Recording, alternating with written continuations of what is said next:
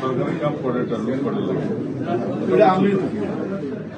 তোমার কাজ চাইছো কাজ দিচ্ছে, রাস্তা চাইছো রাস্তা দিচ্ছে।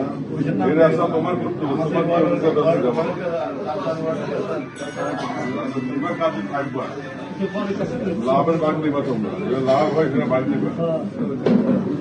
তুমি করো আর হ্যাঁ করো একই, কিন্তু কাজটা জানেন করতে লড়াপড়ের কাম চলবে, লড়াপড়ের নাই। দিন শেষ 400 কোটি টাকা 2 বছর লেগে গেছে।